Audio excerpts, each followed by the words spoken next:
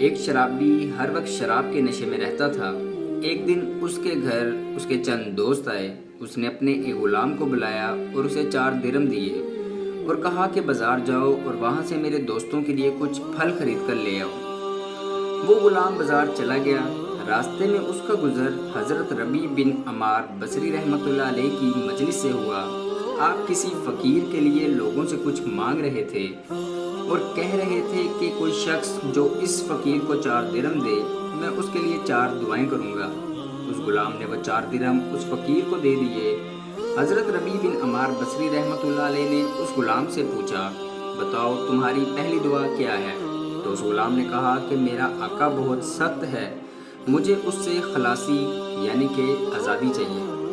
تو آپ نے اس کے لیے دعا کی اور پوچھا، بتاؤ تمہاری دوسری دعا کیا ہے؟ تو اس غلام نے کہا، مجھے ان درہموں کا بدل مل جائے۔ آپ نے پھر دعا کی اور پوچھا، بتاؤ تمہاری تیسری دعا کیا ہے؟ تو اس غلام نے کہا، اللہ تعالیٰ میرے آقا کو توبہ کی توفیق دے۔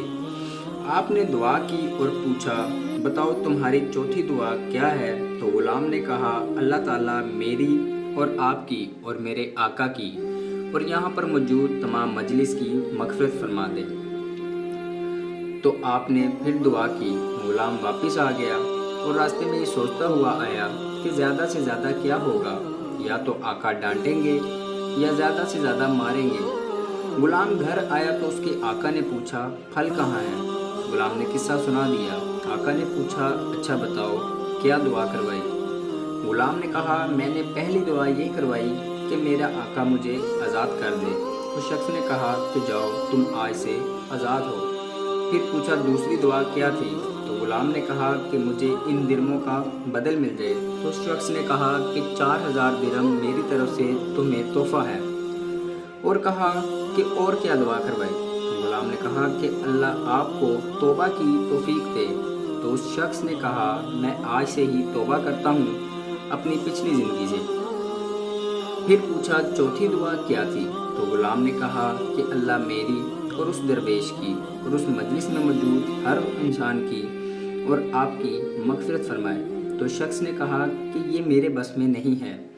اسی رات کو اس شخص کو خواب میں ایک آواز سنائی دی، جو آواز کہہ رہی تھی کہ جو تیرے حق میں تھا وہ تو نے سب معاف کر دیا، تو جو میرے حق میں ہے کیا میں وہ معاف نہیں کروں گا؟